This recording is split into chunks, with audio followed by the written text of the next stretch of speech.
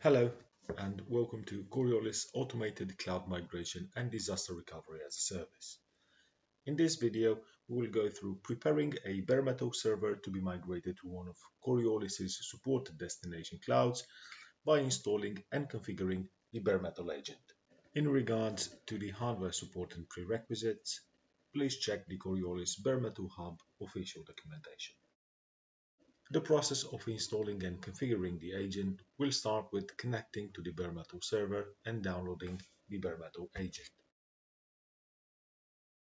The link for downloading the Coriolis bare metal agent can be found on the documentation as well. The next process will be extracting the installer directory from the archive and navigate to it, after which we will start the interactive installation process. As you can see, we will run it as a super user and also using the install option. During this process, we will first be prompted to specify the IP address of the Coriolis appliance, and we will be able to fetch it from the dashboard URL.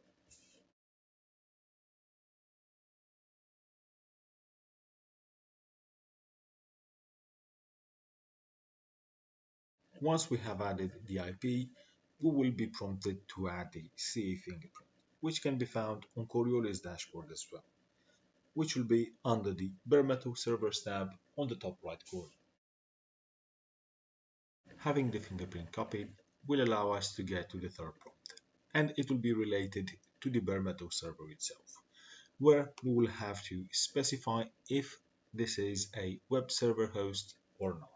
This part will help the Coriolis bare metal agent to run the configuration either by using its default ports to connect to the Coriolis appliance or by using the ones that the web server host already has. For the last two prompts, we will have to specify the IP and port for the agent service to use.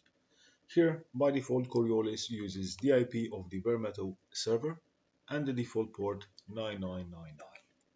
When the installation is successful, we will be shown the current status of the agent.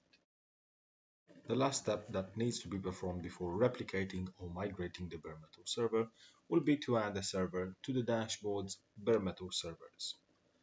This will establish the connection between the Coriolis appliance and the bare metal server itself.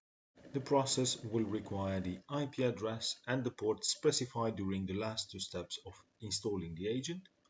Once those two are added and validated, the list will be populated with the bare metal server, meaning that it will be ready for either replica or migration processes. This guide sums up the process of preparing a bare metal server to be replicated or migrated by installing the Coriolis bare metal agent.